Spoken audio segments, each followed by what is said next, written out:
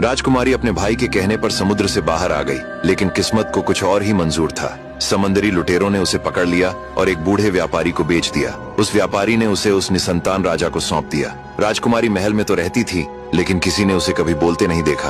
वह अक्सर खिड़की पर बैठकर समुद्र को देखती रहती। धीरे धीरे समय बीतता गया। आखिरकार किस्मत राजा पर मेहरबान हुई। रानी गर्भवती हुई और उसने एक सुंदर पुत्र को जन्म दिया। राजा इतना खुश हुआ कि उसने अपना सारा खजाना गरीबों के लिए खोल दिया और रानी के लिए उसके दिल में प्रेम और ज्यादा भर गया। एक रात राजा ने रानी से कहा, प्रिय, तुम मेरी हर मनोकामना पूरी करती हो। मैं इतना खुश हूँ कि इसे शब्दों में नहीं बता सकता, पर मैं इतना अभागा भी हूँ कि मेरी रानी, जो पूरे राज्य की मालकिन है, मेरे दिल के सबसे करीब होकर भी मुझसे बात नहीं करती। यह कहकर राजा रोने लगा। तब रानी ने कहा, मेरे राजा, जितना आप मुझसे प्रेम करते हैं उतना ही मैं भी आपसे करती हूँ। अब ध्यान से सुनिए, मैं समुद्र की राजकुमारी पद्मिनी हूँ। मैं अपने माता पिता की इकलौती संतान और अपने भाई की सबसे प्रिय थी। एक दिन मैं अपनी सहेलियों के साथ समुद्र से बाहर जमीन पर आई, यहाँ के लोगों को देखने और घूमने के लिए। हमने समुद्र किनारे कुछ मछलियाँ पकड़ी और उन्हें भूनने के लिए आग जलाई, लेकिन आग जलते ही जमीन कांपने लगी और धरती फट गई। तभी एक महाविशाल सांप जमीन फाड़कर बाहर निकल आया।